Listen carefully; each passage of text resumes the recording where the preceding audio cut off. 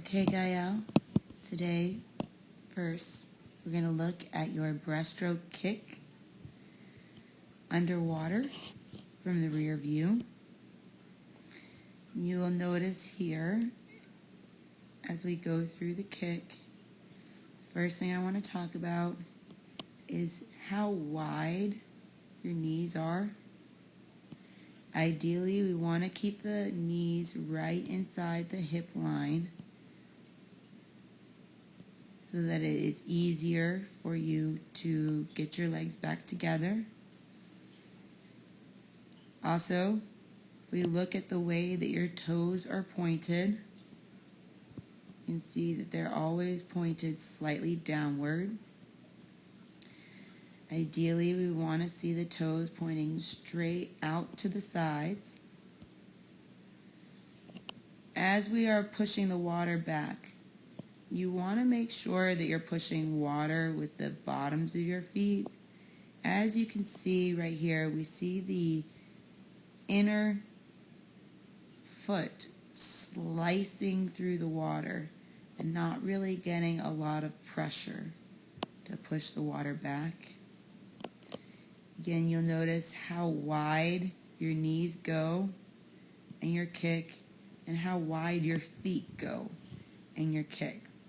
In order to push your hips forward, you really need to have the feet traveling in this direction, not traveling out to the sides. Pushing the water out to the side will not help you move forward. I like the way that you are closing your kick, and we do see you using the push of those pinky toes, clapping your feet together.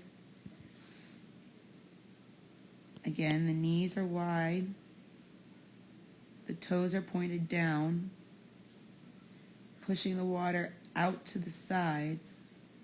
There you got a little bit more water pressure. And then finishing, while I like the fact that your feet are together, the toes are not ever coming to a full point in the back before you're initiating the next kick.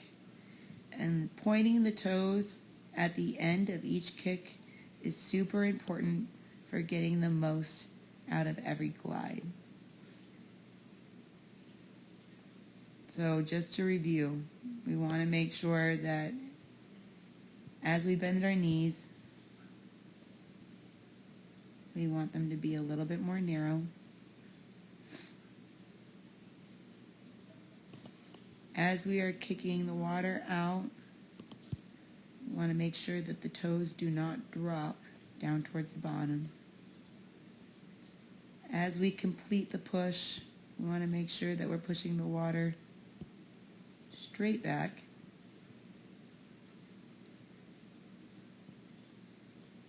And at the completion of the kick, we'd like to see the toes pointed for glide.